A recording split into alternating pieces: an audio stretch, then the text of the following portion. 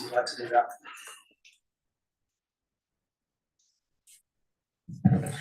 Morning, everyone. Manu tia matariki ka koe. Me ngā hua nui o te taukironga I a tātou. Just a quick karaki to open our hui this morning. Tūtawa mai runga, tūtawa mai raro, tūtawa mai roto, tūtawa mai waho. Ka tau ai te mauri tū, te mauri ora ki runga I a tātou. Haumi e, hui e. Kia ora everyone. Thank you very much. So yes, welcome to the SmartGrowth Leadership Group meeting for the 23rd of June. Welcome everyone here. I have apologies from Paul McGrath, apologies for lateness from Ned Drysdale and Caroline Dumar. I note that Tilly Duncan is online and has an apology for early departure at about 11:30, and note also that Fitioria McLeod is online as well. Can I have a mover and seconder for those apologies, please? Deputy Schooler and Councillor Thwaites. All those in favour, please say aye. Aye. Against, carried. The call for a declaration of conflicts of interest. Does anyone have a conflict?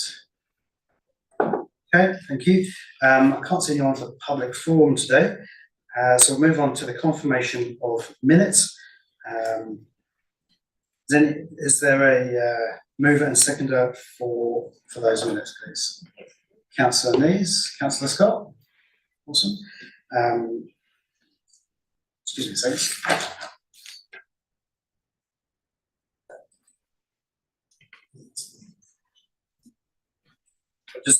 Just noting that the leading delivery subcommittee, the report and recommendations will be transferred from the public excluded to the open section of the meeting.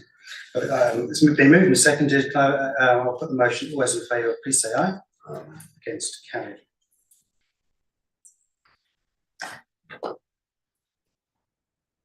So with that, we'll move on to the order of business with the quarterly report.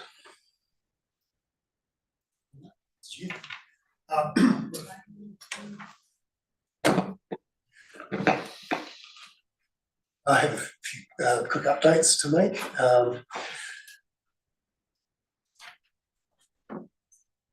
Just in terms of the partnership work program, it provides an update on what's ahead for the next quarter. There's a separate report on the updating the RMA national direction, and late last week, somebody may be aware that the Going for Housing Growth component to that was released for discussion, and I'll come back to that in that later report.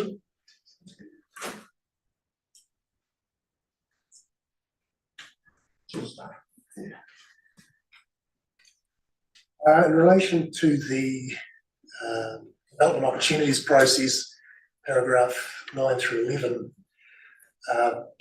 that piece of work was discussed with the development sector group last week, and there was quite a bit of interest in that. The details of the process are not in this report, but the intention is over the next quarter to ask for expressions of interest on potential development opportunities that will feed into the HBA and the update of the future development strategy in 2027.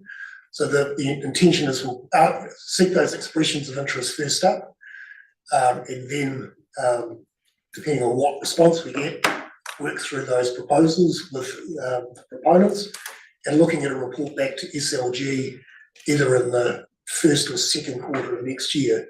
So we think it's around about a 9 to 12 month process, depending on what response we get.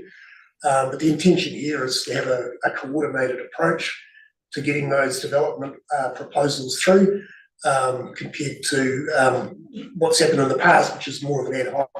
As things pop up, we try and squeeze them into the process. So trying to create a bit of a structure around that. So I think from the development sector group was a reasonably positive response to that. We're also looking at going through some other channels to seek development opportunity proposals. It'll be published on our website probably within the next month, the process for that. On the transport system plan, just to note the update that we have a new program manager, and that's Matthew Kilpatrick, who's a senior transport planner from Bay Plenty Regional Council. Here this morning, but frankly,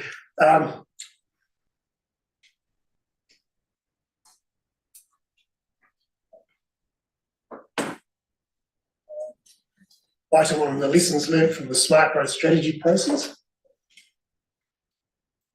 Sorry, just may I question you through that? Is that right? Please say yes. Thank you, Chair. So just going back to the future development strategy, there's a number of acronyms in there. Is there somewhere we can find who the people are in each of those groups? Is that just in terms of? It's a paragraph 11, you mean? So right through the report, there's quite a number of groups talked about, and I just wanted to know who the members were in each one of them. Okay. So, and that's specific to that development opportunities No, process? it's just like throughout the report, new terms would come up and I'd go, do I know who's in there? You mean, do you know the working groups and Yeah, places like yeah, that? just the people that are in each of them, because, yeah, if that's possible. Yes, definitely. Yes, Yeah. we can, perhaps the next, Yeah. next agenda, we can have a list of the different groups and who the I find that participants useful, are. I don't know anyone else. Yeah. And then the other thing, just on the future development strategy, so we talked about smart growth being, we've got smart growth strategy and now we are implementing it. Is the future development strategy then sort of doing a bit more strategy that on where we're at? I don't quite know how that fits in with saying we've got a strategy, let's implement it. And now we've got the future development strategy. Is that a subset of it that? The future development strategy is the 30-year plan for where urban development will be located. And it's part of the wider strategy, which is more for 50-year outlook. So the FDS sort of sits within that longer term. So this is the 30-year delivery of land use and infrastructure. And the FDS was approved alongside the strategy last year. But we are looking at, as always, we're constantly monitoring and reviewing what we're doing. So we're looking at an update of the housing and business assessment, commencing that in 2026. And depending on what happens with government policy around the FDS, whether that's still a thing or how that shapes with the new legislation, we're thinking about that in 2027. So it's a process of having a plan, implementing it, but keeping an eye on its applicability and relevance and making sure that it's kept up to date. So we're at the stage we're at now, we're starting to build our thinking about the next update of the FDS. Just to clarify perhaps, so we're legally obliged to do an FDS regularly, and like we have to, our councils have to do an LTP. We chose to incorporate that into the smart growth strategy, which is a bigger piece of work. If that's one summary. So we, as in every council, has to do an FDS, and we just happen to adopt the same one because it's done jointly. Yes, the FDS is a joint sub-regional long-term land use strategy. As I said, the strategy takes a longer-term view. It's a 50-year outlook, but within that we have a finer grained look at where development goes over 30 years. So it's a hierarchy. I'm just so it may well suggest that what we're doing shorter term in smart growth strategy, which we've said we've approved and we're implementing, might have to change because other things are influencing.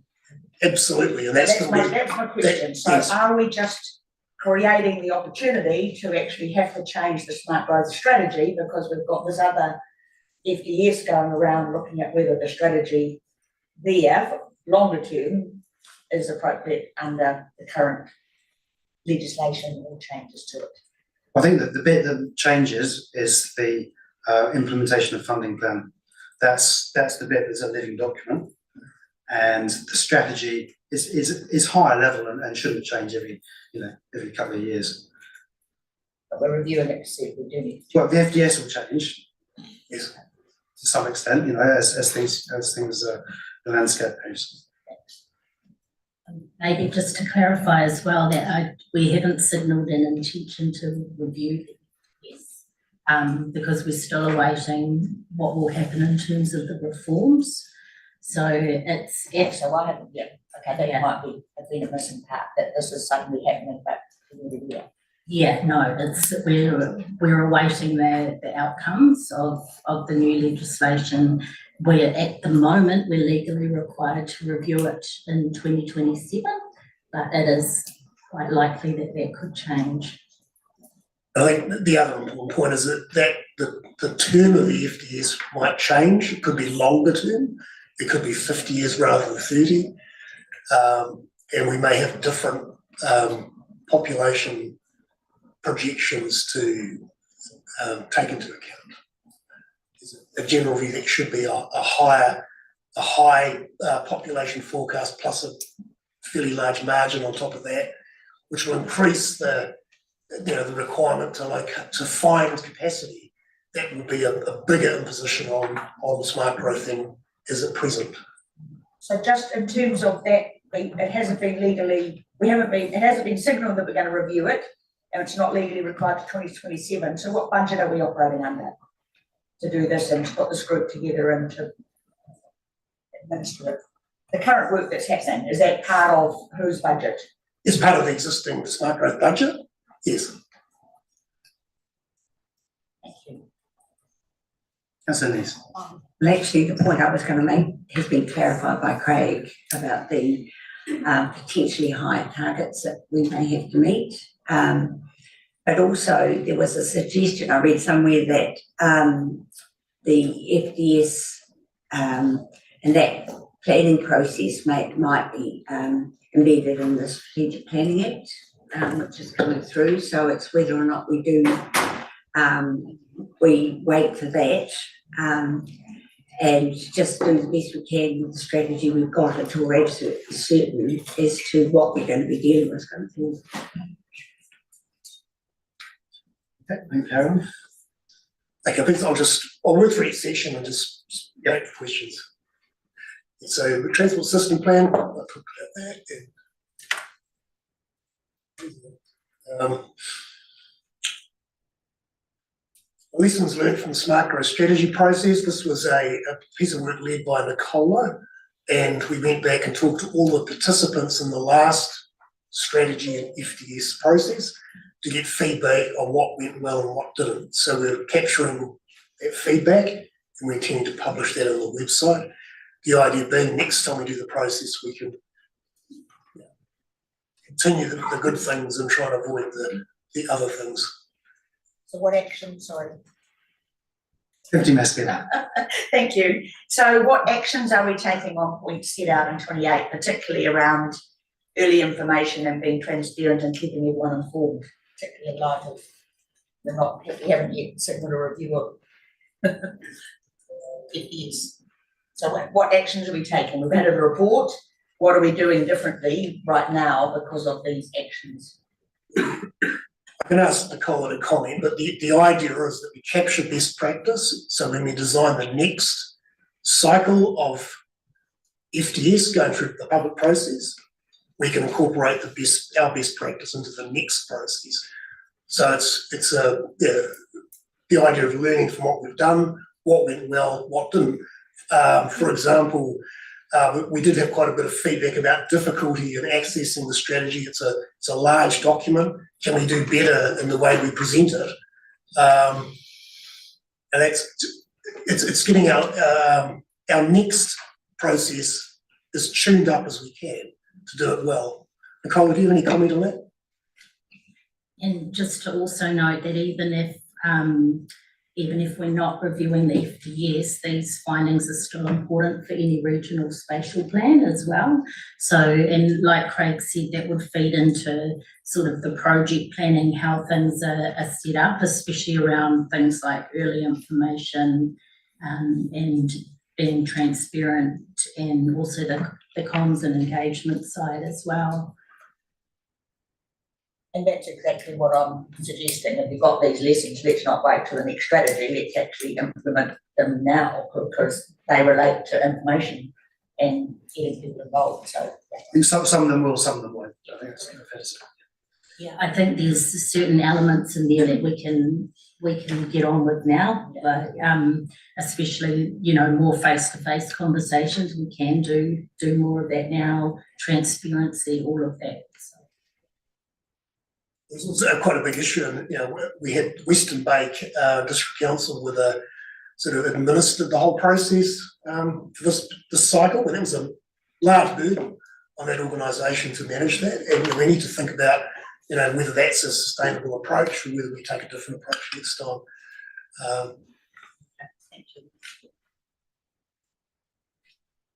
Just on the Waikato Future Proof, there's a joint meeting, and that's scheduled for the 14th of August in Matamata. And the main topic of discussion at that meeting is likely to be Hamilton to Tauranga corridor study.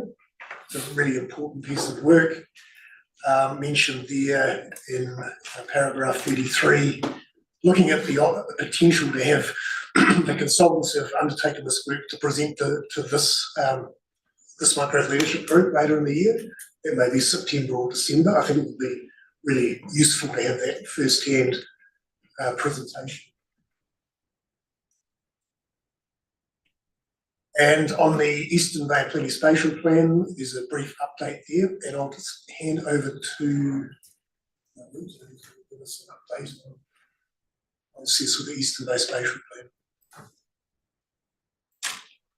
To the Chair and Councillors, just a quick update on the Eastern Bay Spatial Plan. So the completion of the Eastern Bay Spatial Plan is almost complete now. Bay Plenty Regional Council has adopted the final version on the 18th of June, and Kawarau is going to follow. I think it's on the 25th of June, and Whakatane and Opotiki on the 26th of June. So what this does is it's quite significant in that now, by the end of this month, all of the region will have comprehensive sub-regional spatial plans.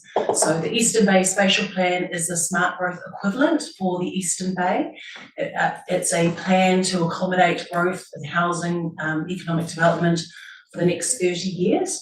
And it looks to do that by looking at mainly growth in greenfield areas, and that's due to a lot of natural hazards out east, but as well as accommodating in and around townships too.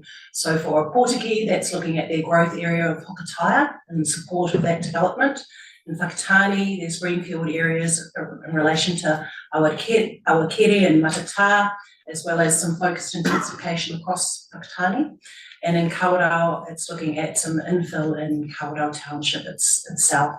So once the councils have fully adopted the spatial plan, we'll then turn to implementation. So happy to take any questions. So I'll kick things off, Namuta. So it's interesting that, as I understand it, they chose not to consult or only go on their initial engagement. Is that correct? Yes, so there was a full round of early engagement which happened last year.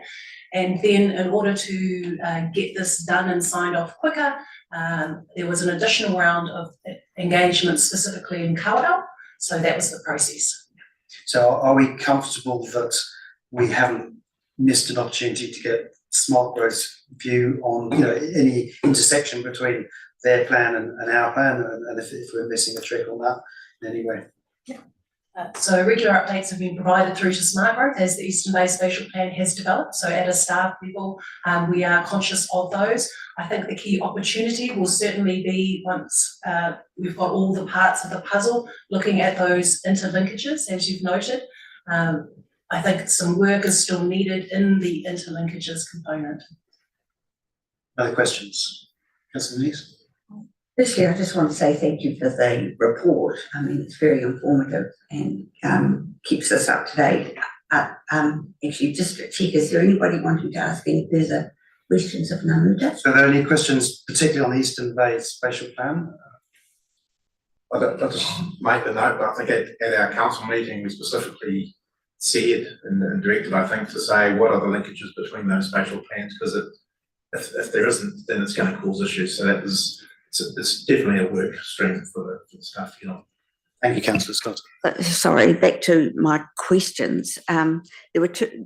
there was a lot of information in here, very helpful. The two things that I'm interested in is with regard to social housing and the announcements that have been made just over the past week, that the MHUD are selling 20% of its vacant land, and that 212 of their projects no longer stack up from a financial perspective and won't proceed. So I was wanting to know if there are any in particular in this sub-region that we know about that we need to be concerned about, that we're banking on for development.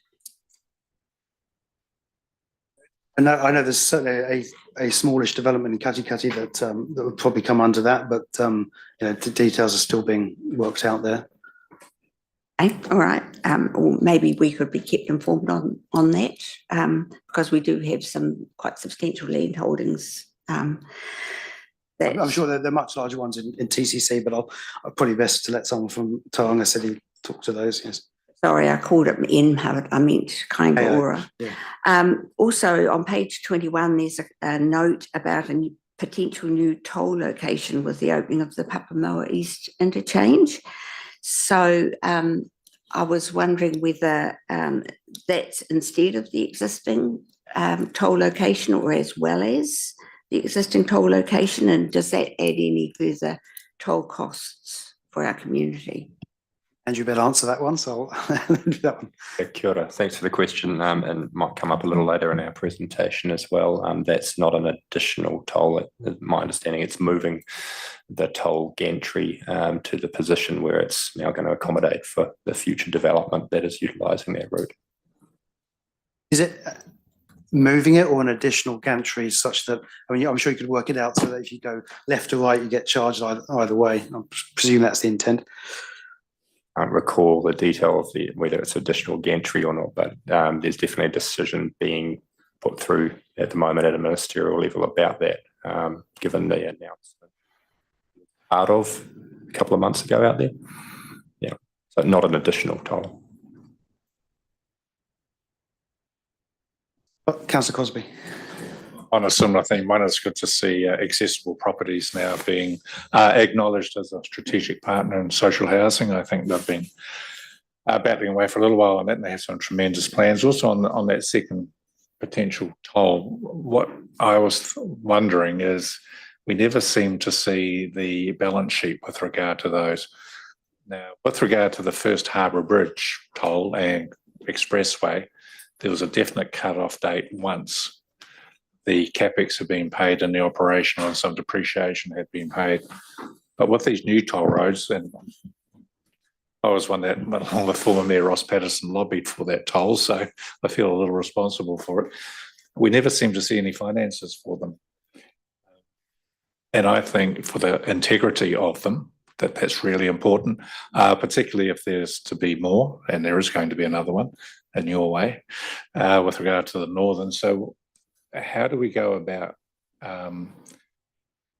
finding out if there is an opportunity for the community, and particularly the TLAs and SmartGrowth, who generally support tolls, to get stuff done with regard to, their revenue and expenses? So those financial pieces of information are available publicly online, but given the questions on tolling already, I wonder if it would be worth a discussion around tolling at a future SmartGrowth. We have done that for the Regional Transport Committee recently with the right tolling people in the room from NZTA. It sounds like there's an underlying question, Councillor Cosby, that instead of having a toll that pays off the capital spend, it seems to be more about an ongoing revenue for the maintenance. Would that be correct? Clarify that. So previously, in the legislation, it was a legislative requirement actually, in the previous toll regimes, once the capital had been paid off, the operation for that point in time, which made sense, and also some, for maintenance, the toll came off and it became just a state highway without a toll. Yep. I want to know, is that the same with regard to the Tauranga Eastern and the Tauranga Northern. I don't And the have that current information on me at the moment, but I can happily come back to you or this committee and suggest that that wider presentation might be useful at capturing a lot of the questions around tolling. Yeah, because, generally transport funding is hypothecated now. It never used to be. And it's really important that the community in particular, transport industry who pay the toll, and particularly when you are now linking them strongly to urban development, which is what's happening at Papamoa. That's why that gantry's been changed, or another one, to capture those people. And I actually don't have an issue with that, providing the pricing is right for the distance travelled. That's another issue. That they understand the transparency of the funding, the revenue and the expenditure is made clear. Not what the toll is, they know that because they pay it, just automatically generally comes out of their credit card. But what's the duration of the toll? And what is that money being used for? But the duration will be on the website with that information as well around how many years remain on each toll. But we can happily put that in through Craig's report next time as well. Thank you. Thank you. Any further questions on Craig's report? No? Okay, so I think we've got to the end of that one. So I'd like a mover and seconder to receive the quarterly report, please. Councillor Nees? Deputy Mayor Scrimger? You want to speak or you want to... Okay, well, it's been moved and seconded. So I'll put the motion. All in favour, please say aye. Aye. Against? Carried. So moving on to page 22, and we have the Tupakuri report. Te Pio.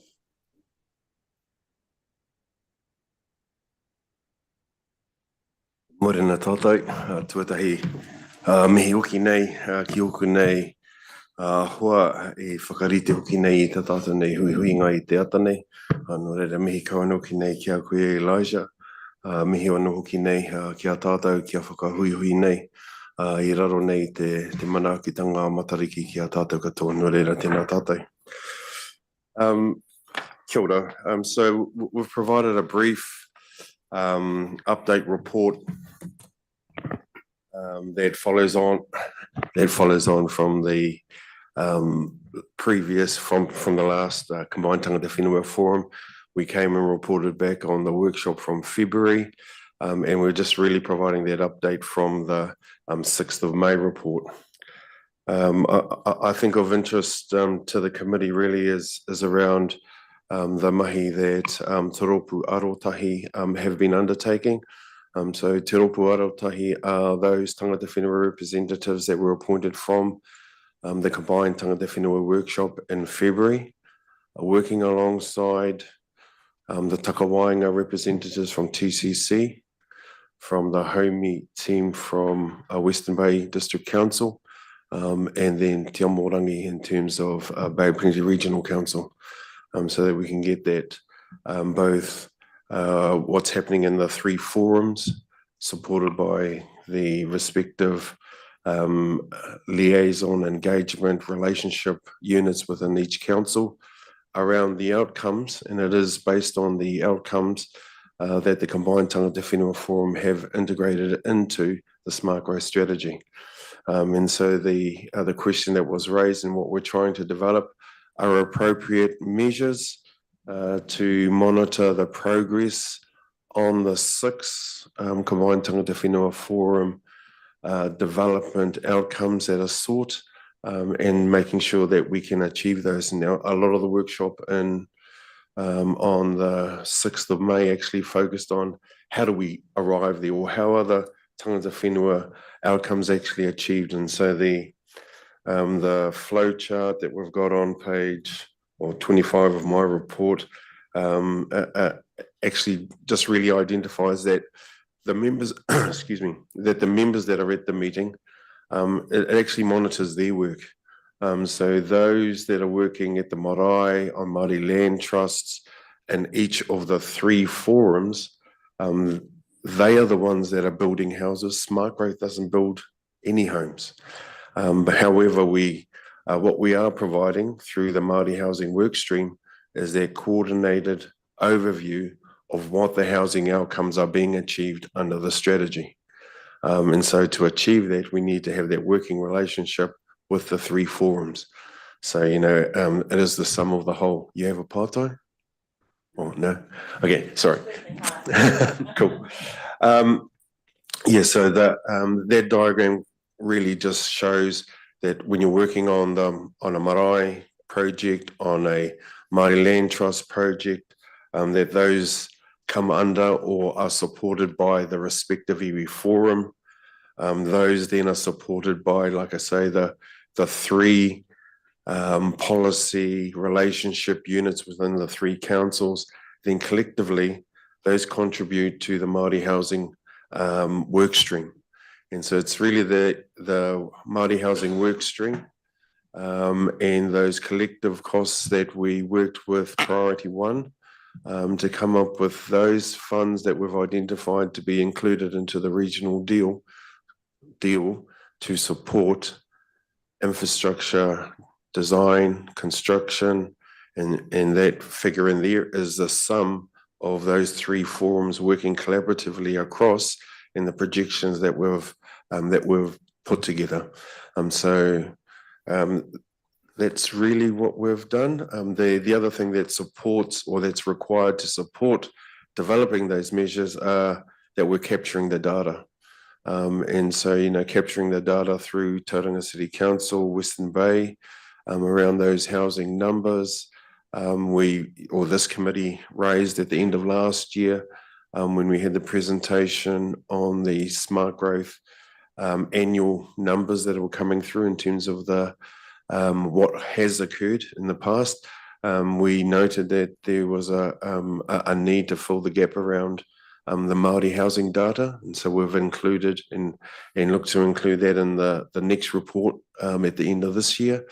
And then you've just been talking about the HBA. The same scenarios and information and layers are required for Māori housing. Working with the architects of the HBA around how we could capture that data. We haven't got all the answers yet, but we're working towards so we can provide that comprehensive outlook of what we currently have. We have a benchmark, we can move forward, we can monitor progress in TCC and Western Bay. Happy to take any questions. Thank you, Te Pio. Any questions? Councillor Nees first. Well, I was really just going to ask if you could provide us with a summary of what are the major barriers that Tangata Whenua are facing with regard to housing at the moment. It shouldn't be a surprise because the same barriers that are holding up development for SmartGrowth and the respective partners are very similar to what is holding up the development on Māori land. But in essence, what we have, which is exactly the figures that we've put into the regional deal, is addressing the shortfall in the feasibility, infrastructure design and infrastructure build. Clearly we can't build houses if they haven't got the infrastructure, and so the MHUD policy that from the previous government was supporting Māori housing. You would have noted in the budget that was announced recently that funding has moved, and so we now have to pivot, as we all need to pivot, to address the policy changes and that funding change, which for whaikainga around the Māori housing budget is that funding or that policy will be reviewed in July 2027. So what do we do between 25 to 27? Another next 2 years. In our strategy and working with the forum, with the combined Tangata Whenua forum, with the respective Takawainga, Haumi, Te Aomorangi units that has to be our next goal. Our next goal is to be ready, to be prepared, just like council needs to be prepared for when that funding proposals come forward. So it's around the capacity building to ensure that the 16 priority projects that were identified through the Māori housing work stream are up to date, the most current that we can possibly do to present as a collective package come March 2027 to MHUD or whoever's sitting in that seat, that demonstrates that we are prepared, we have priority projects that are ready to go, and that we have a work stream to follow that up. That work stream will take us through to, another 15 years of project development to try and address the Māori housing shortfall. And so it's that type of approach that supports what we're viewing in the flow chart there. Pretty basic stuff really, but it takes that coordination from all three partners to actually achieve those outcomes. And so, there's with the three partners, the approach and support from Ararau Tangata, which is a proposal and a rōpū that SmartGrowth have been supporting, that they would have the opportunity to support the individual marae, Māori land trust in that capacity building. So around the development of workshops are then based on a good toolkit that we already have in terms of Te Kete Parao and Papakainga, and using that around achieving steps 1 to 3, which is the capacity building, working with owners, working with Māori land trusts, Māori land court, the respective councils to get to the stage where we kick into step 4. And it's always step 4, which is the Māori housing business case, which then triggers off the relationship and the action with the SmartGrowth Joint Agency Group, JAG. And so JAG don't come into being, or not that they don't come into being, the expertise comes into play once we've got a business case model. The size, scale, all of the optics, all of the capital build that's required, getting support from around the table, MHUD, Māori Land Court, whoever else we require to be at the table so we can achieve those. So that's basically where we are. Yeah. Thank you, Te Pio. Deputy Mayor Skula. My question was very similar, but I was going to ask it the other way and say, are you feeling we're making progress, and is that progress fast enough? And I have a feeling you've mostly answered it. Yeah, I think it's the pivot to a new target. So that target of the July 2027, if this region is successful with a regional deal, then that will pivot again. But I think that's the long term is the opportunity to work with those Māori land trusts and marae across the sub-region. Those plans inform the tangata whenua FDS. It becomes another layer that's added to the SmartGrowth spatial plan. And so, all these things kind of link together. Thank you. I had Councillor McMillan. I'll see Councillor Scott after that. Tēnā kōrua. Do you think the proposed new national direction of the Papakainga, the 10 up to 10 dwellings without resource consent, will have a significant positive impact in the Western Bay? Well, that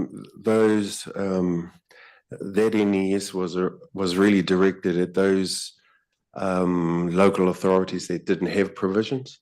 Clearly for TCC in Western Bay, we already have those provisions in place. So it's a moot point from us. From us sitting around the table. So we already have those up to 10. We do the next discretionary on from there from the 11 to 30, and then restricted discretionary beyond that based on structure plans, which is already supported by the regional council and the RPS on structure plans for Papakainga.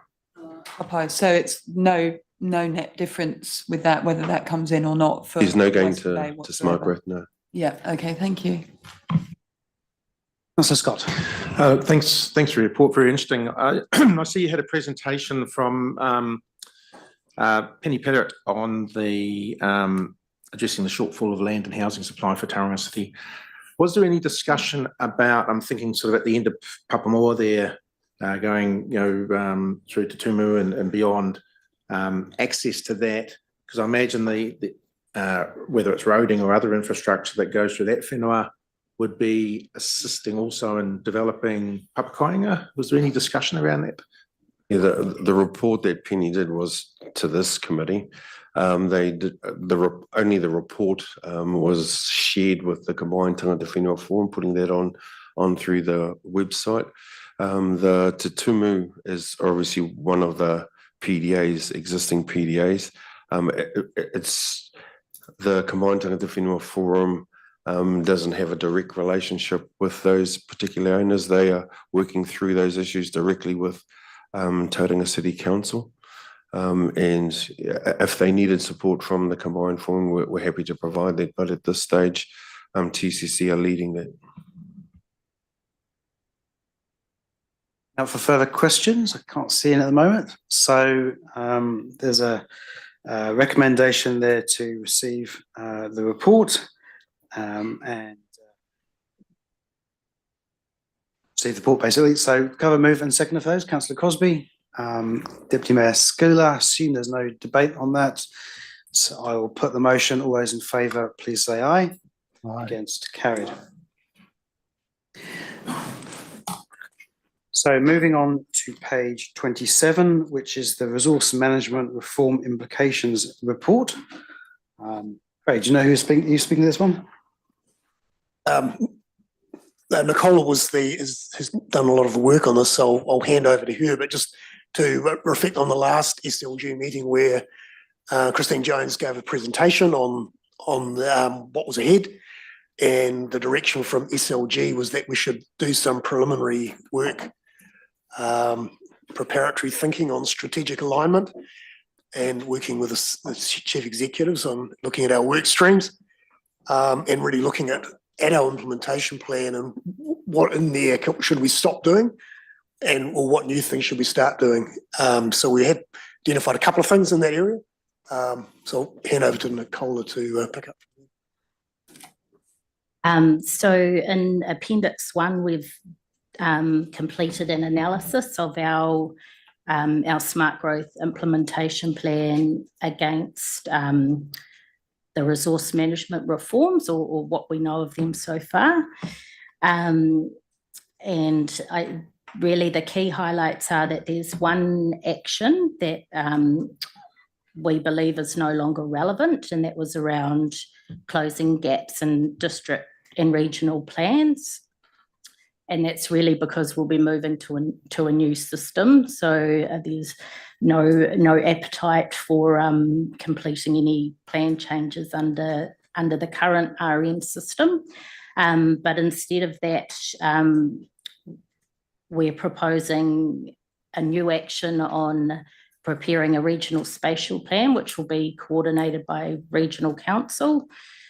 We've noted in there as well, there's still a lot of uncertainties around the HBA and the FDS, which we talked about earlier. So that's still a bit of a wait and see. And then we've noted that there's a lot of actions that still remain relevant and will actually be better enabled under some of these reforms that are coming.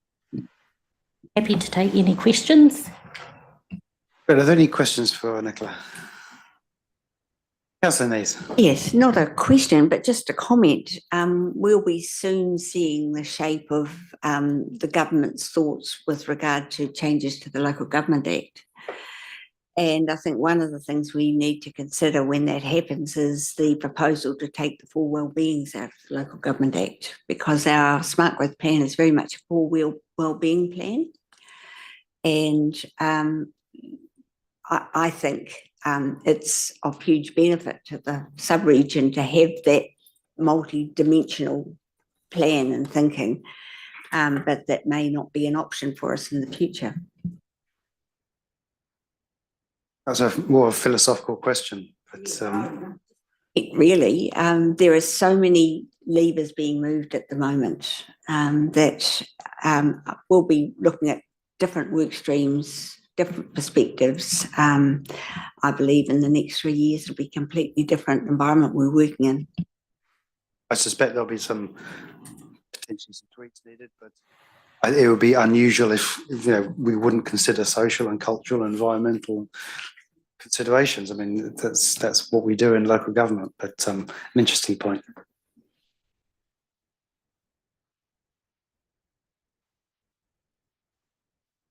Just one comment that the two recommendations that Nicola has mentioned, those are picked up in the update of the implementation plan, along with some other things. So that'll come up again.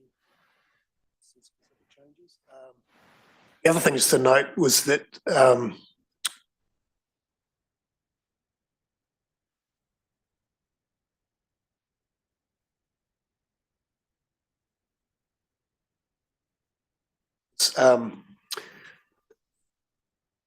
paragraph 13, where it talks about, and Nicola's mentioned already, the appetite for plan changes.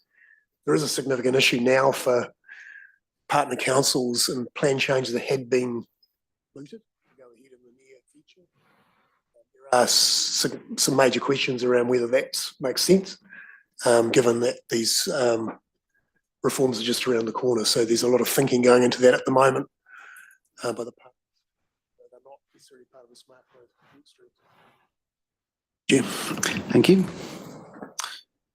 Any questions? So we've got three recommendations there. Basically, to receive the report, agree that the key action closing the gaps in district and regional plans in the implementation funding plan be discontinued and a new key action formulated, coordinating the development of a single integrated regional spatial plan. So it's basically anticipating the reforms there, and then request a further update be provided in September at the next SLG meeting. Councillor Scott has moved as a seconder, please.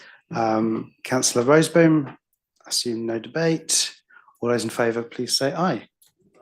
Against, carried. Chair, just an additional one to that. After that September report, also identify transition provisions because of the election, because the reality is most councils won't be up and running and potentially SmartGrowth till maybe February the next year, December, if all's going well, and a lot's going to happen in that time. And so it's going to be quite a worry about getting some kind of direction from the governors about particularly making submissions on various pieces of work that are just going to land exactly around that September through to December this year. So if that could be part of that report. So there's an SLG meeting for September, and then there's, I guess, a bit of a gap in yeah. in October, November. I think I'm looking for staff support a little bit on this one, but if it's things like submissions, I don't feel that that's like a major decision making that would be precluded from the process, but maybe can seek clarification on that.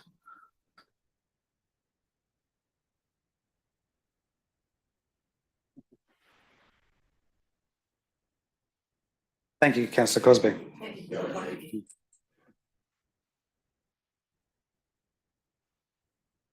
Okay, so next item is the consultation on updating RMA National Direction paper, and that is on page 36.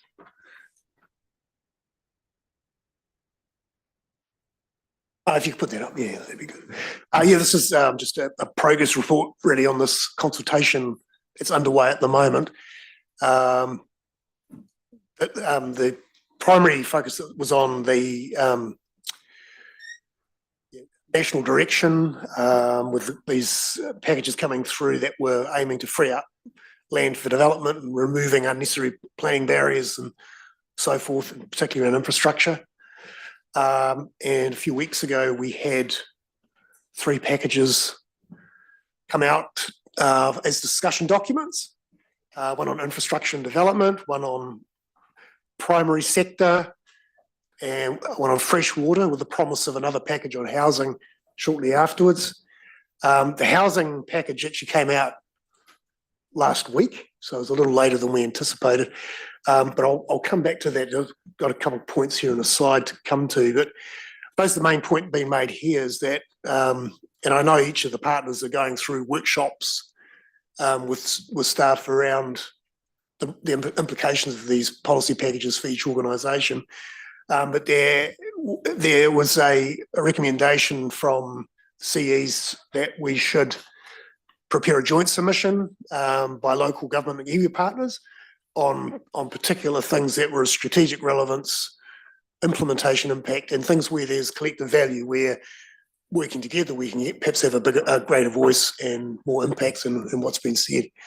So we've started to work on that and initiated a working group to get into that. And we had our first meeting last week where we worked on sort of going through all of the different policy packages and saying, well, what are the things that are strategically relevant, have an impact, and there's value of working together on. So we've had a first crack at that. And this slide, I won't go through all the detail, but we've basically narrowed down the range of things we could comment on to the things where we think there are particularly important issues where we need to work together and have a unified position on. I mean, obviously there will be, each organisation will have its different views on different things. So if we can't find a unified position on things, we won't put that forward, but we'll have to work our way through that. So just pop through the presentation to package 1, infrastructure and development. The next slide, package 2, primary sector, with a coastal policy statement and particularly the NPS on highly productive land, identified as something that we should work together on. In terms of the fresh water, there's a key issue around multiple objectives in Te Mana or Te Wai, and also some provisions there for simplifying wetland provisions. So these are things we've identified to work on. So the next slide, which is around going for housing growth. So when we wrote the report for the agenda, we thought this would be another discussion document on national direction, and we thought it would cover things such as changes to the national policy statement on urban development, but it doesn't actually do that. So the Going for Housing Growth package is focused on the new resource management system rather than changing existing national direction. So we'll still be working with the existing NPSUD for the time being. And it's focused principally on Pillar 1, which is about freeing up land for development and removing planning barriers. In the report, we sort of identified the other 2 potential pillars, but that's not part of this current discussion. So we've had a quick look at the scope of what's come out and identified there 6 areas that we think are strategically important and warrant a joint approach to a submission. So the working group that's been set up is over the next, we'll basically get together each week. It'll work really carefully to try and make sure that it's integrated with what each partner's saying, so we don't end up with any gaps or conflicts. So that's ongoing. The next, I just finished the last thing, just very, very minor, is just a small change to the recommendations where I'd recommend a delegation to the chair to approve the submission because of the timing issue. And in fact, we've got 2 separate submissions rather than 1 submission, one being on the national direction and the other being on the housing growth, Going for Housing Growth pillar to support the new resource management system. So just a small change to that delegation. Please, they've added the 2 sub-bullet points. Yes, yep, thank you. Deputy Mayor Skiller. Thank you. Just a question, you said a new working group's been set up. Can we also have who they are on our list? Who are they? It's actually on page 41, I believe. Okay, thank you. Make sure that, great, we'll make sure there's a list of each week.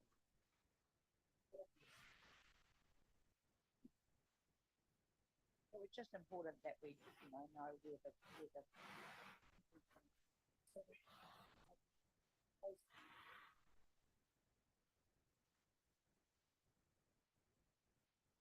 Is often the same people who are informing these pieces of work as well. So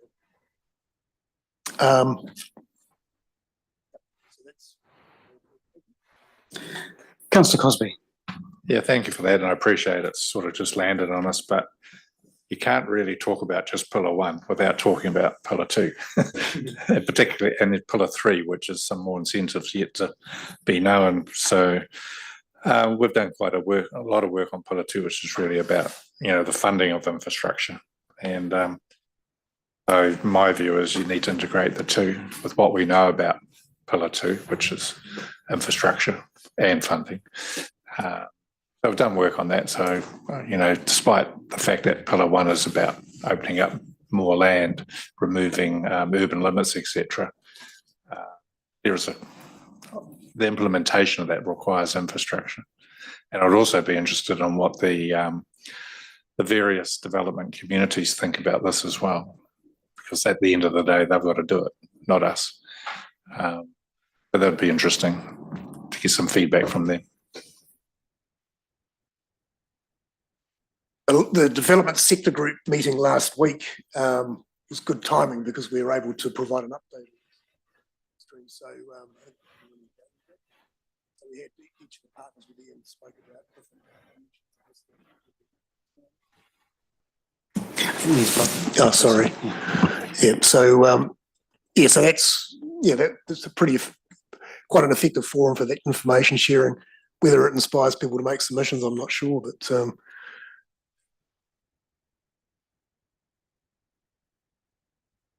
Okay. Any further questions? Councillor McMillan. Yeah, just with the delegation to you to sign off, will we have an opportunity to review it before that point, or at least eyeball it? I'm happy to allow that. It's what I do with my own council for these things. Sometimes timing can be, you might not get a lot of time to look at it, but that's just the way it works. Yeah, fair enough. Yeah.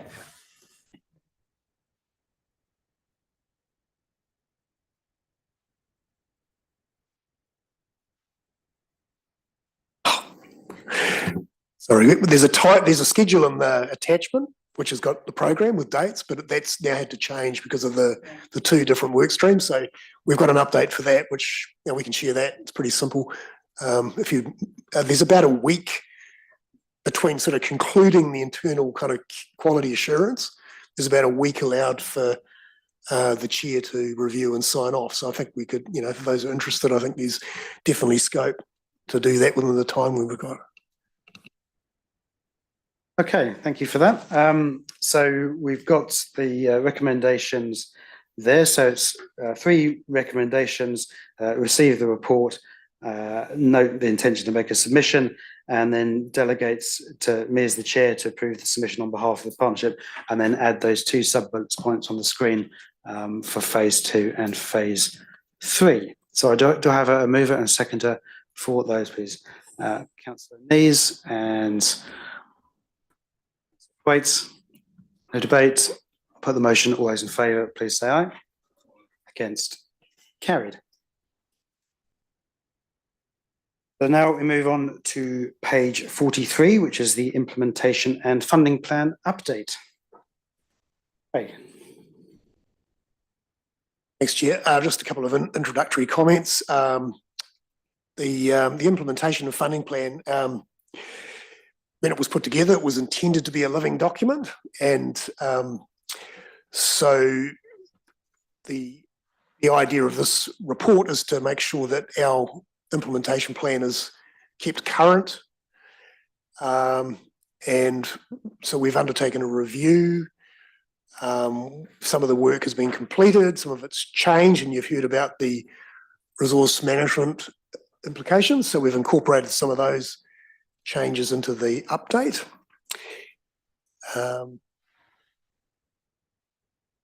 One of the, just other key action, actually 2 points to make. One of them is that we're recommending changing the title from implementation and funding plan to just implementation plan. The main reason for that is that's what everybody calls them, apart from us. And also that's the name that's coming through in the new legislation. So it's pretty easier to stick with the standard approach. That's in paragraph 9, just mentioning that.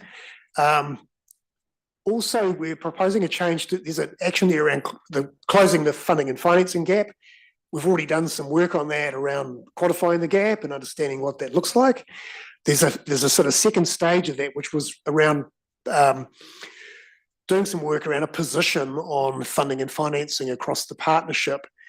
And we've made some, I suppose, subtle changes to that, saying rather than just being a static position paper, that really needs to work on more of a process of ongoing partner engagement on doing this kind of work. And as an example, with the coming changes to development contributions, moving to development levies, I think they're called, there may be a number of organisations able to use those sorts of tools.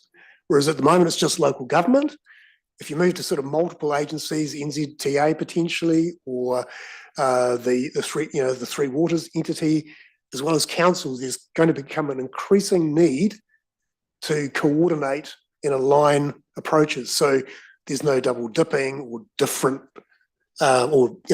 inconsistencies in the way that people think about growth levels and attribution of needs and things. So sort of shifting that slightly. That work hasn't started yet, but that's just signalling we need to be doing that, because I understand there are some changes coming later this year, particularly in that development levies area. So the report just goes through blow by blow and highlights all the change areas, and there's that attachment which has all the changes identified. In terms of the next steps, the SLG has delegated authority to approve these updates, and suggesting in the recommendations that there be some authorisation to the chair to make sort of editorial type changes if need be. The other point is that I haven't mentioned in the report, but when this is updated, it'll be put on the website and it'll be included in the newsletter that goes out each quarter, so people know where to go to find the latest information. Thanks, Jim. Will those, when it's uploaded, because it's a living document that does change, will the changes be highlighted, or what's the thinking around that? I haven't really thought about that, but we'll definitely get rid of the old one off the website and replace it with the fresh one. But yeah, I think keeping the changes that are already shown as underlines and strikeouts, I don't see a problem in keeping that. But at some point it'll probably get a bit cluttered if we do that for too long. But yeah, I mean, it may just be easier to have a couple of paragraphs explaining what's changed, because I can imagine someone looks at it and they go, I don't recall that. I think it's changed since the last one, and it might be a bit confusing. Actually, I think that's a good idea. I mean, I think when you look at the development contributions policy, when that updates to that are made, there's always a one-pager that highlights what the key changes have been. So I think that approach could be pretty useful. So we could perhaps adopt that method. Okay, I think it'd be helpful if everyone agrees. Yeah. Anyway, any questions on this one? Happy to move, Councillor Cosby. Okay.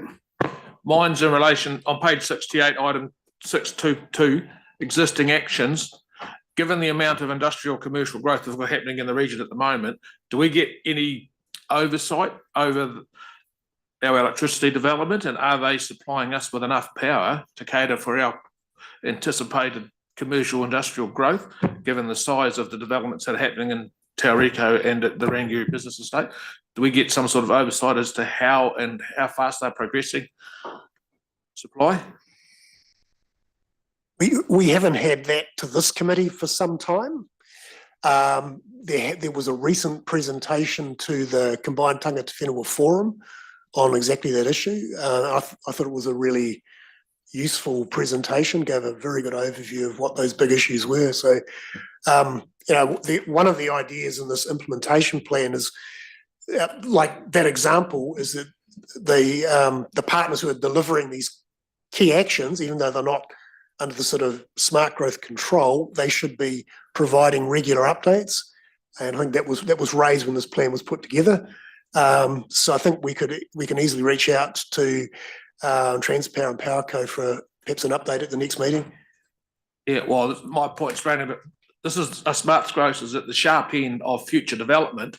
So if we're going to cater for future development in the region, it would be nice to know that supporting elements will support large industrial users in the area and potentially front foot or load development. So large companies who are potentially large power users aren't put off coming to the region because they're doubtful about our power supply or constant use of it. Yeah. I assume it's correct that elements of our councils and Smart Growth are talking to those, to Powerco and Transpower. It just hasn't come back to SLG. Would that be correct? It hasn't come back for a while. I mean, probably going back a year ago, there was some thinking at the time whether we should have energy providers on this committee, for example. But we looked at that closely and decided that they were probably more followers of the strategy and saying, well, this is growth, this is the timing, we need to respond to that, rather than wanting to influence the strategic direction. It was more them wanting to understand the direction so they could plan ahead properly. So that's where we've ended up, and that we have in our plan, our communications plan, we have an annual catch up. That's basically how it sits at the moment. But I think it's probably timely to reach out and we can get an update, find out where they're at and see where those issues are. And yes, I'd definitely like a more robust update or where they're at meeting our future needs in the region. Yeah. And Nigel, they've done some work on it anyway, so it could be useful. We've done heaps of work on this stuff. It's really, really important. And it is a worry for us. So you're right to be concerned about it. There's a consultation out at the moment with Transpower and Powerco that's nearing the end, but that would see us have sufficient, providing we don't work a whole bunch of data centres in, of course. But this is an ongoing piece of work, and in my view, Smart Growth should be quite interested in it because it is quite a serious, if you can't have power, then you don't get to do a lot. We have given them Smart Growth strategy, so they have modelled it all on that. We gave them proper population projections, though, not the ones that we have, that are the Stats New Zealand ones. So it's well known to them. They are trying to cater for it. We've got an energy strategy coming out very shortly, so have a good read of that. Oh, thank you.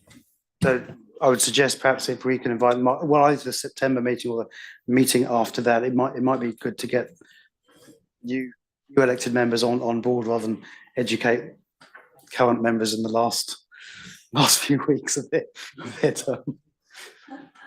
But I think probably best to leave that with you and see what's possible.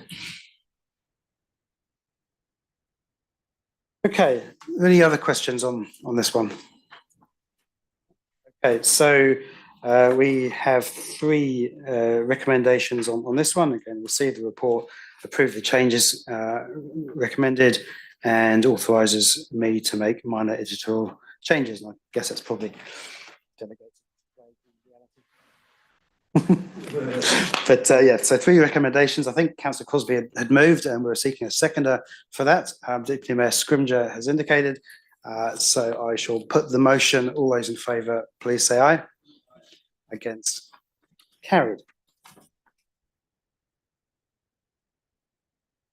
So now moving on to transport key actions, which is on page 121. It's you, Andrew? I think it's you.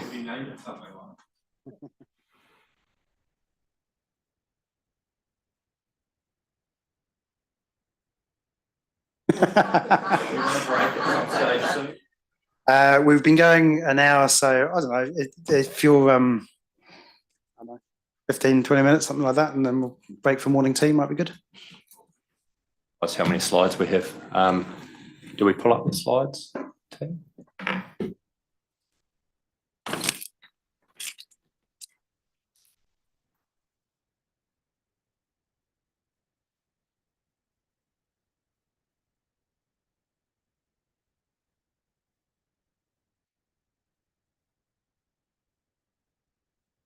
While they look to do that, I'll kick off with some opening remarks. So, kia ora all. Thanks, Craig and Nicola, for inviting Cole and myself along today to present. Cole's our lead system planner, so Cole works on the long-term strategy input for the Waikato and Bay of Plenty regions. So, for example, the Hamilton to Tauranga corridor and that discussion with future-proof Coles across that Eastern Bay Spatial Plan, etc.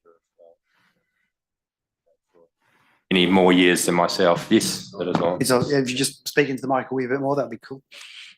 Thank you. Thank you for pulling up those slides. So, conversational style, happy to have questions today. This is for us an opportunity to check in as a partner of SmartGrowth. We had a discussion with Craig and Nicola about doing something like this a few weeks ago. For us, we're almost a year into our government policy statement, which has had a lot of discussion around this and other political tables in the region, as well as a year into our NLTP following that anniversary. Both of those have 3-year terms, and both will move into some sort of review process in a year's time as we approach national elections again. And so those timeframes around inputting into NLTPs, etc., will become more apparent, hopefully in coming months, and I'll be able to share those at the right forum, whether that's through a regional transport committee or through here. And apologies for those that were present at the Local Government New Zealand Zone 2 meeting recently, because I do have a few slides that will be repeated, and I think there's a couple of you around the table today. I'm going to share a few of our, I guess, key metrics nationally, a reminder of what the NLTP looks like for Bay of Plenty, and we'll update on a few projects around the region, including RONs, and those things that will likely generate a lot of interest from your constituents as well.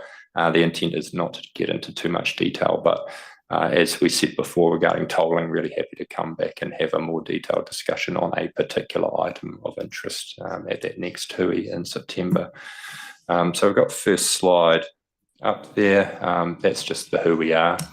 NZTA established 2008, an amalgam over time of all those other entities, which some of you may remember. I don't. Next slide, please.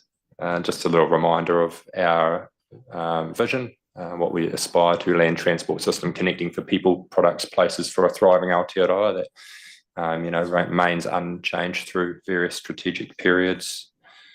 Next slide, please.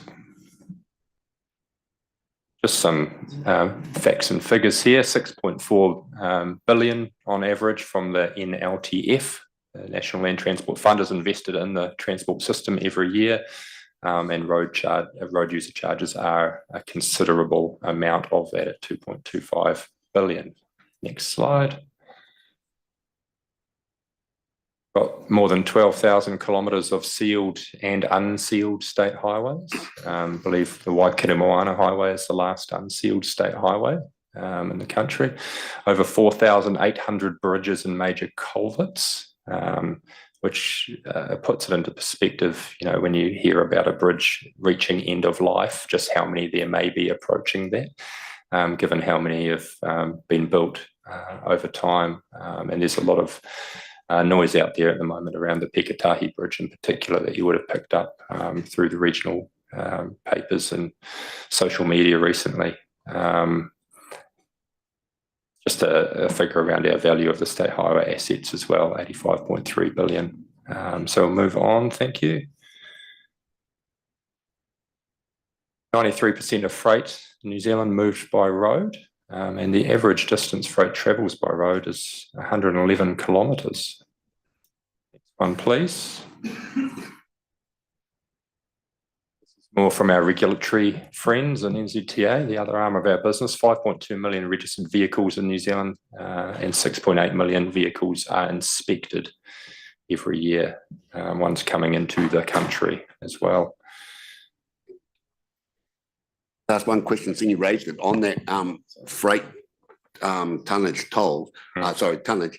How does the Kaimais compare to the Brynderwyns? Because all we hear about is Brynderwyns, but not a long-term solution for the Kaimais in terms of tonnage going over. I wouldn't know the tonnage. It's something this I'm sure we've got a figure somewhere on that. Yeah. I mean, that's the kind of thing that will come up through that Hamilton to Tauranga corridor study as well. Yeah. Next one, 3.9 million licensed drivers, including annually 250,000 new licenses, and that's clearly been a big focus of current government as well, improving the turnaround time of those licenses. On to the next one. This was last year's figures, so a few things to highlight on there. 42,000 potholes fixed.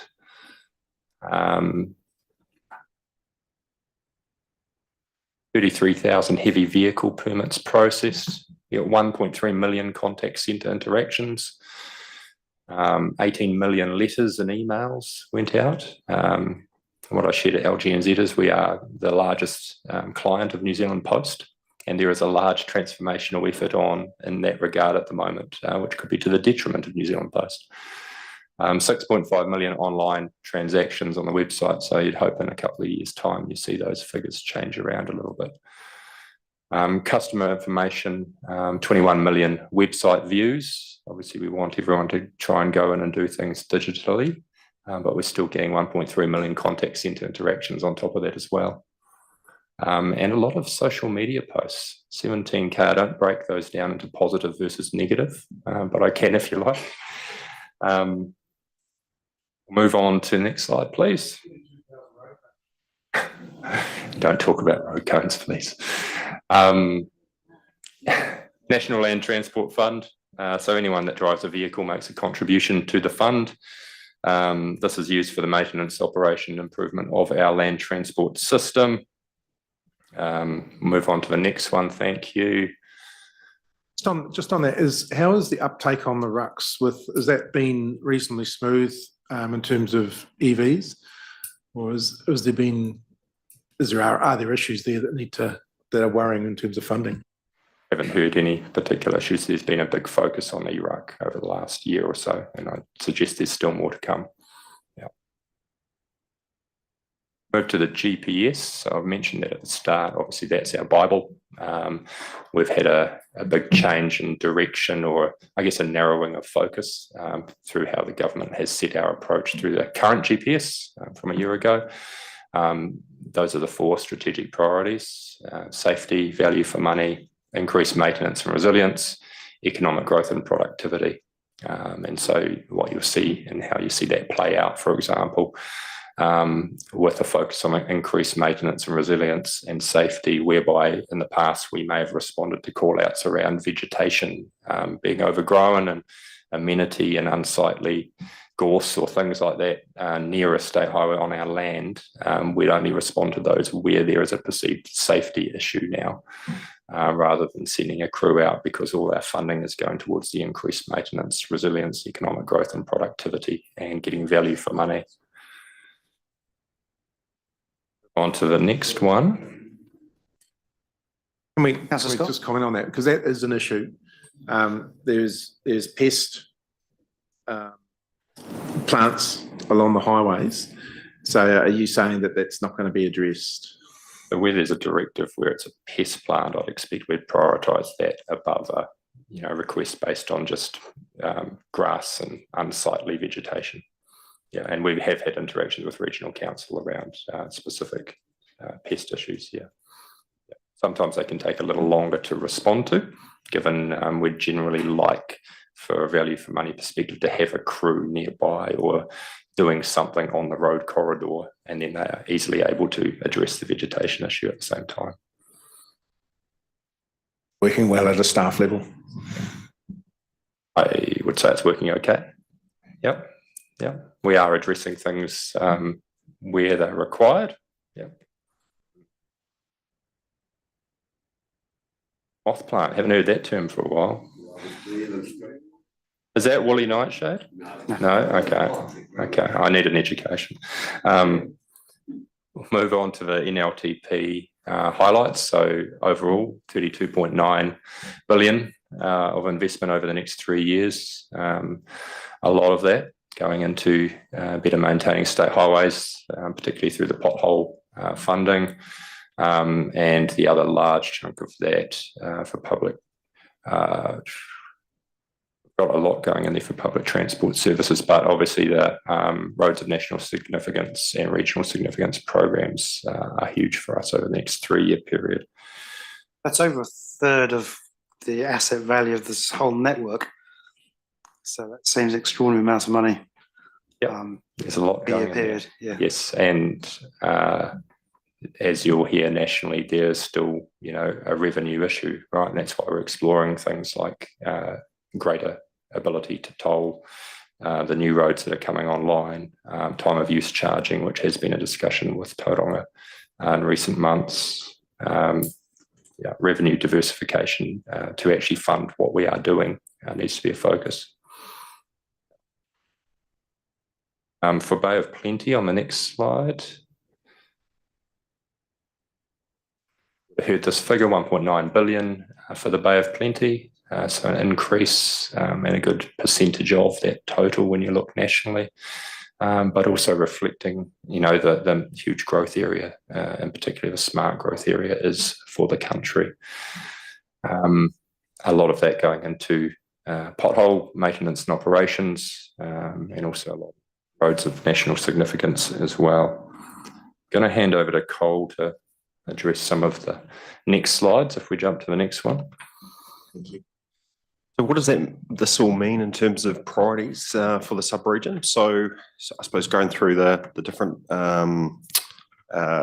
different strands here in terms of the regional roads of regional significance and roads of national significance. We've got the Tauriko RONS project with a focus on the Manawa bridge replacement, the Takatimu North Link stage 1 and 2, and we've got some close roads of national significance just over the hill as well with Camps to Pairere and also the State Highway 129 roundabout intersection, which has huge benefits for the region as well. So we've got quite a few of the RONS projects within our patch. In terms of implementation and delivery projects at the moment, our core focus is around the Tauriko enabling works, as well as Tauranga Eastern Link, new Papamoa East interchange. In terms of the maintenance and operation, huge Bay of Plenty program for maintenance operation this LTP period. Safety, core focus remains on State Highway 2, Waihi to Mokoroa, Mokoroa to Puna, and the safety camera program rollout through the LTP period. Speed reversals, consultation and implementation has been a core focus. And in terms of longer term strategic transport planning, our core focus over the next financial years will be building on some of the work that's been kicked off through Future Proof on the Hamilton to Tauranga corridor study, building on that from a transport planning element, and then looking at the Tauranga strategic urban network, particularly parts of the State Highway corridor where we don't have a current plan in place of how it needs to change or respond over time. So good examples of that are State Highway 29A, for example. Councillor McMillan. Just wondering if you have thank you, the total cost for the Western Bay sub-region with the speed reversal, how much that's cost? Back if that's okay. I don't have that figure on hand unless Andrew. The highway reversals or the local road reversals? Well, just whatever's captured within here, yeah, the reversing to make the speed limits faster. Yeah, we can come back to you with that one.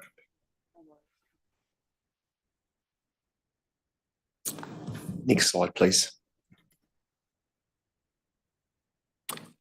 So this is just to reference the roads of national significance across the country. So obviously this has come through as a key directive from the GPS in this government. And as I mentioned before, we've got a few in our patch. And those are very much moving at speed, looking to have the investment cases all developed this year for consideration for the board. Slide, please. Again, just referencing the roads of national significance in the sub-region, in the region. Next slide, please. Sure. Just a quick question on Tauriko West and the Northern Link Stage 1. How are you going in comparison to the timetable that we were given? Are you on track ahead? I haven't heard any issues with the timing that we've discussed in the past, yeah. So we're going to finish early? Won't make Thanks for any your promises, comment, but timelines are looking fine at this stage. And I've got a couple of notes, just updates coming in coming slides. Next slide, please. Yeah, some nice glossy pictures with Andrew and the Minister through some of our targeted engagement over in Hamilton Sun Links. So just to reference it, there's a lot of engagement happening with the community, with the Minister, with partners at the moment, and quite direct and targeted, particularly with moving at speed. That's been sort of the course that we've been developing up the RONS project on. I think I'll just note that we had a really good, helpful tour of the TNL a few weeks ago, and really appreciate you and the team for enabling that. So I recommend anyone who's able to do that to join. It's really helpful. We had TCC elected members come along just last week as well. Yeah, thanks for your interest too. Next slide, please. We're looking particularly at the further connection between stage 1 and 2 and the design sequencing of this, given the target start date of for stage 2 at the end of 2027, and its interaction with the completion of stage 1 in 2028. So the design work is underway at the tie-in point, with some enabling works for stage 2 being brought forward as part of the stage 1 contract. This is a $6 million cost saving and will significantly improve the impact on customers, traffic management, and reduce rework with the stage 2 when stage 2 starts. The design is under review and expected to be finished by mid this year, and we're actively engaging with the community as designs are developed, including the Loop Road residents and businesses. This is just a picture of one of our recent open days at the Bethlehem Town Hall. Next slide, please.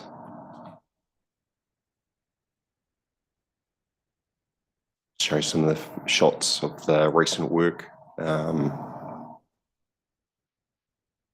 Slide, please. On Takatuna North Link Stage 2, as part of the consent application, we'll be seeking an alteration to existing designation, which will designate the land for the project. Designation is based on the current specimen design for the project. Property acquisition is currently underway, with properties being secured based on the designation boundaries. The project scope no longer includes a shared path for cyclists and pedestrians along the main alignment. The scope changes due to the shift in the government's priorities, with walking and cycling not being a priority, but the designation footprint has not changed as a result of the shared path being removed, and will keep the same designation footprint as part of that. Next slide, please. Tauriko West RONS. Familiar with the scope of that project. That was recently, well, the investment case was recently developed and then endorsed by the board, which was announced by the Minister in April. Slide, please. Core focus for the Tauriko RONS at the moment is initially is this Manawa bridge replacement. So geotech's been completed to inform the detailed design for the new bridge and road. Through April, there was archaeological site investigations, and construction is expected to start late this year, pending designation and consenting for target bridge opening in 2027. Slide, please. This is just to acknowledge some of the references in the GPS around consideration and tolling. And so we've already got a few tolls within the sub-region, and there's an expectation to consider tolls as part of the new RONS projects coming on board. Next slide, please. There's 4 key objectives with the new government's road safety objectives. These are safer roads, lift the quality of road infrastructure, safer drivers, ensure the road users are alert and unimpaired and comply with road rules, safer vehicles, improve the safety performance of a vehicle fleet, and resetting speeds, a balancing target approach to speed limits. Safety remains one of our top 4 strategic priorities. Our investment in road safety will be focused around encouraging safer driver behaviour, promoting safer vehicles, building safer infrastructure, enabling people to travel safely and efficiently. Deputy Mayor Skula. Thank you, Chair. Just in terms of cycle accidents and injuries and deaths, are they incorporated into the monitoring of safer roads? And does that therefore still support not having separate cycleways? They are monitored as a user of the road network and considered in terms of the separation of cycleways. They are still a response or intervention that's applied when there are problems or concerns related to networks or corridors. So they still remain a response or intervention that's applied across the network. It's primarily just prioritising where the greatest need is and where the right level response is required, given the context or situation with the surrounding environment of the network. It's still an option, but there's just less money to do them at the moment. Less directive to walking and cycling through the GPS. I think it's walking and cycling is almost a different thing to cyclists who are on our main roads and it's dangerous to be on those main roads. And I just wonder how much that's taken into account. And I guess when they're too dangerous, you don't bike on them, which sort of defeats the purpose. You don't have the stats that say people don't go on those roads because they're too dangerous as a cyclist without a separated path. So it's just hard. We therefore mightn't get the stats to say that needs the safety of that road for a cyclist is required, but they're too dangerous to go on the road, therefore you haven't got the stats. Yeah.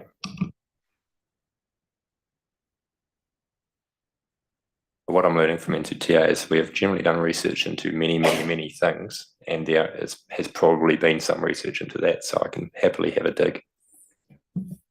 Difficult to have research if you're not using the roads because they're too dangerous. Then how does that viewpoint get into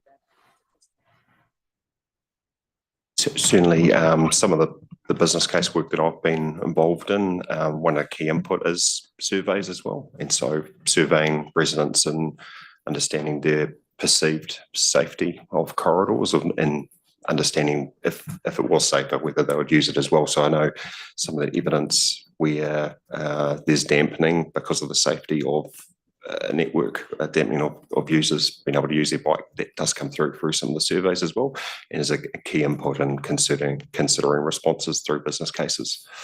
So there's one way to be able to get some of the evidence. Thanks. Made a note.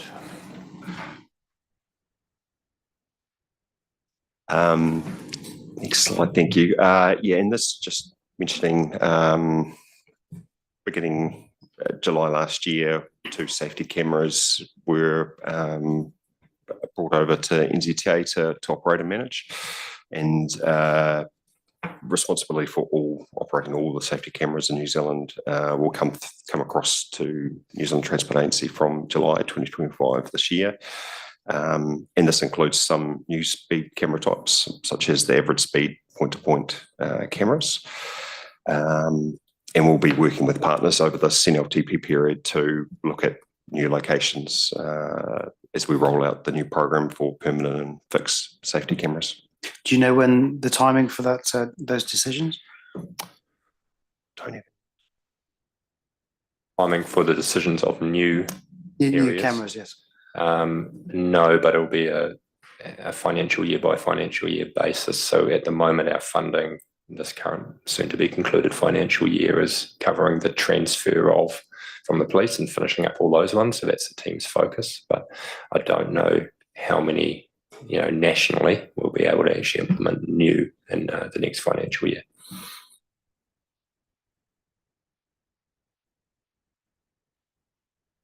Slide, please. And this is just to reference just the national ticketing solution. The current timeframes program is working to is by 2026, ensuring that customers have access right across the Motu in terms of being able to use the national ticketing solution. And that's for the regions who have joined. So this is a bit of a hot topic for my colleagues, for me and my colleagues on the Public Transport Committee, and have been a number of delays to that.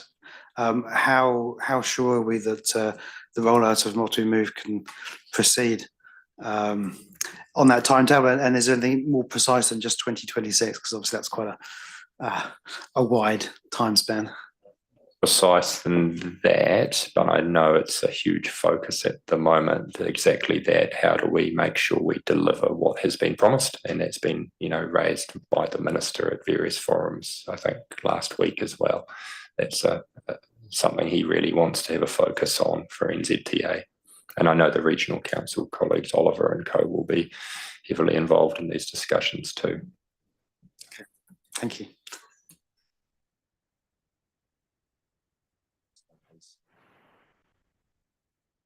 Further questions? Questions? Councillor Crosby. Oh, thank you. With regard to my earlier question, we've all been sent a link now from your website with regard to the revenue expenditure, so very comprehensive. Thank you. So I don't need to waste your time with an unnecessary report. Thanks to whoever did that. Councillor Thwaites. Can't resist, Andrew. That photo, just a shame that work didn't last 3 years instead of 3 weeks. It was the best means of controlling rat runners that we've ever had. But all good things had to come to an end, unfortunately. The cones got picked up, yeah. Deputy Mayor Scrimgeour. Just a comment in regard to the tolling, seeing as Councillor Crosby mentioned it earlier. I think that distance travelled is perhaps worthy of consideration, but it's a much bigger issue where the benefits fall than just distance travelled. And so I think that any future discussions around, or the future discussions around tolls and where they sit should take that into account. And I'd note that the Regional Transport Committee for Bay of Plenty has been a great advocate on behalf of the region for the tolling discussion in recent months. Nigel. Right, thanks for that. Couple of questions. So firstly, the roads of national significance, you didn't say when they would be started or completed. Do you have an idea about the pathway to that? Individual ones, you mean? Yeah, I think we had it up there for Tauriko 2028.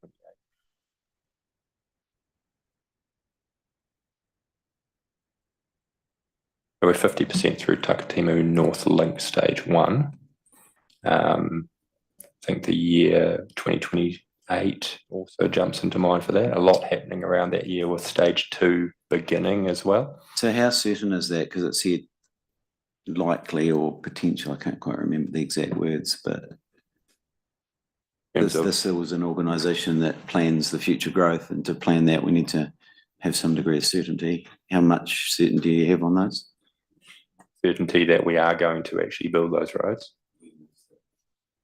The when, yeah, fairly certain with the when, yeah. We've told government when we're going to be able to deliver things and what we need released as the funding to do so at various stages of the project as we pre-plan.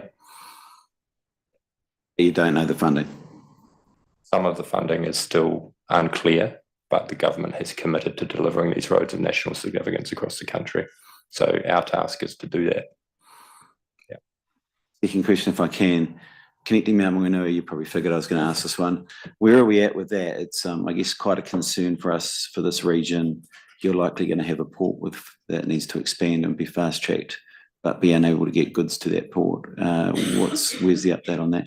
So unfunded in the NLTP, obviously, and I believe there was a discussion with Tauranga City a month or so ago, which talks to the detailed business case progressing. I'm not sure of the follow on from that at a staff level at this stage, unless the TCC team want to address that. We have agreed to push ahead with the detailed business case. Hopefully get it all up to speed, ready for the next round of funding. That's about as far as we've got at this point. But the message generally, where something has missed out in the NLTP as we look forward a couple of years is let's get things as ready as possible for the Regional Transport Committee to be able to advocate for them and say they're good to go by the time that next funding round rolls around.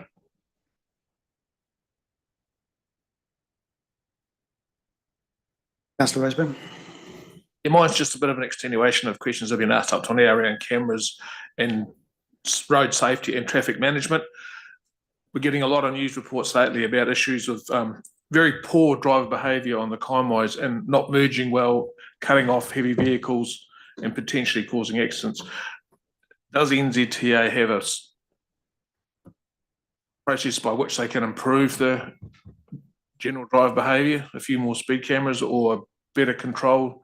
Because these lane road closures are costing businesses a lot of money with trucks parked on both sides of the Kaimais due to someone just trying to push an issue and causing an accident.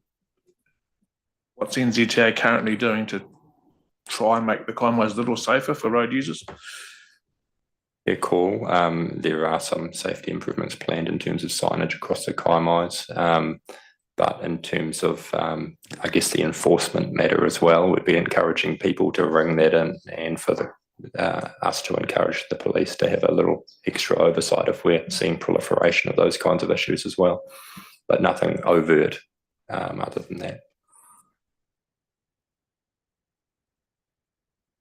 Okay, I think we've reached the end of the questions there. So what we've got is we'll resolve to receive the report. Can I have a mover and seconder for that, please? Councillor Roseburn, Deputy Mayor Skula. Put the motion, all those in favour, please say aye. Against, carried. I think we'll move into public excluded and then adjourn for morning tea and do it that way around. So can I have a mover and seconder that we move into public excluded, please? Councillor Nees, Councillor Scott. All those in favour, please say aye. And then we'll break for morning tea and we'll be